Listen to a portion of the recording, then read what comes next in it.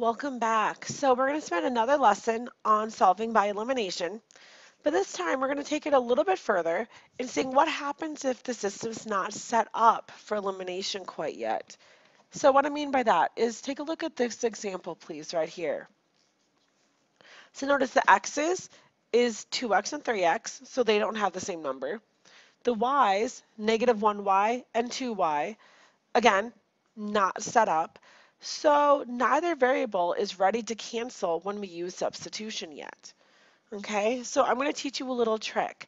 Now, the first thing, there is actually a typo in this problem. So right off the bat, I actually need you to change this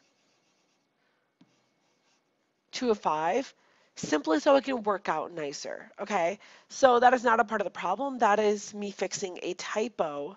So the problem gives you nicer numbers as you're working through it, okay? So again, please go and fix that. Just a simple typo. But now let's dive into our strategy.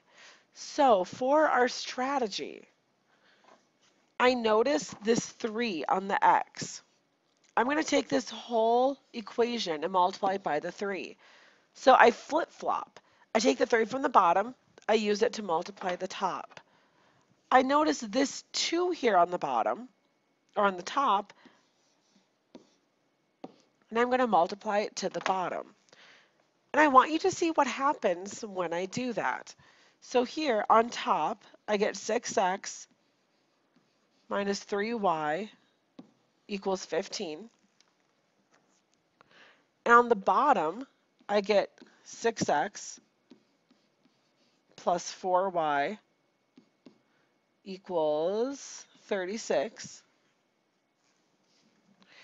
And now notice, because I've flip-flopped those numbers, now my x can be eliminated.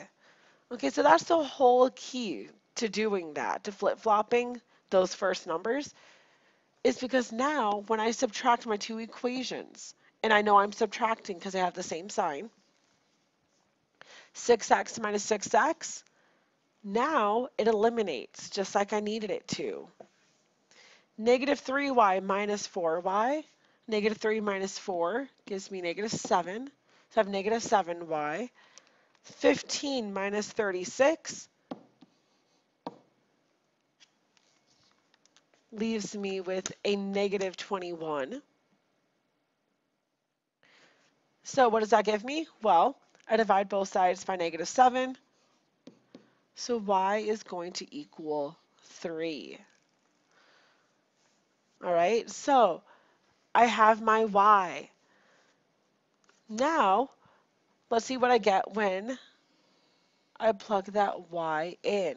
So I'm going to plug it back into my original equation just because they're smaller numbers, easier to work with. So when you're plugging it in, you can go back to the original equations, all right? So 2x minus y, but we know y is 3,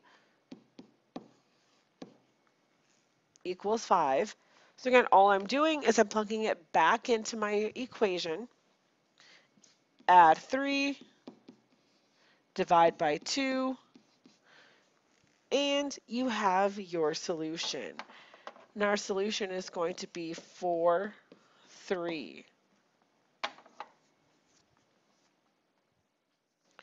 All right, so again, not that much harder. All you have to know to do is flip-flop those numbers.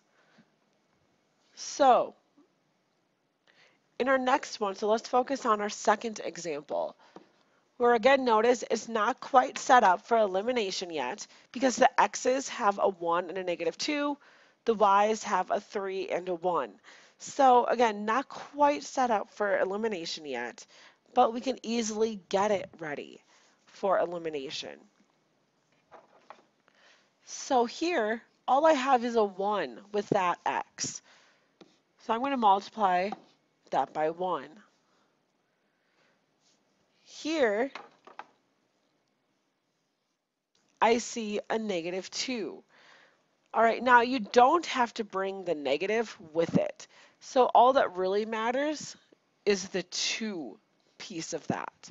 Okay, the sign doesn't matter, so don't bring the negative with it. Just multiply by 2. Okay,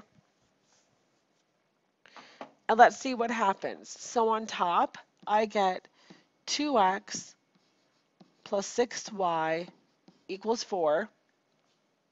The bottom, because I'm only multiplying by 1, the bottom, oh, the bottom actually doesn't change.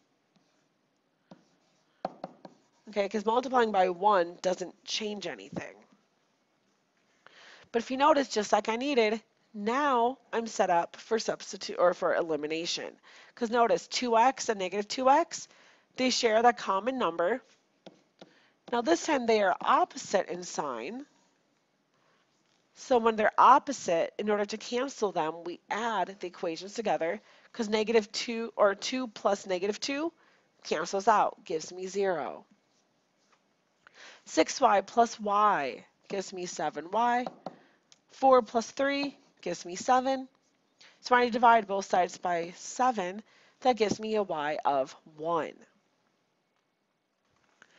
All right, so now I'm going to take that and I'm going to plug that in. And again, I'm just going to go back to my top original equation. So x plus 3y equals 2. All I'm doing is putting it back into the original equation. So x plus 3 equals 2. Subtract 3 from both sides. X is going to be a negative 1. So that means my solution is negative 1, 1.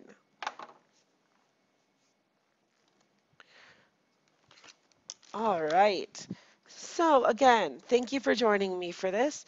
Make sure you have all that written down and then come and see me if you have any questions before you start your practice work.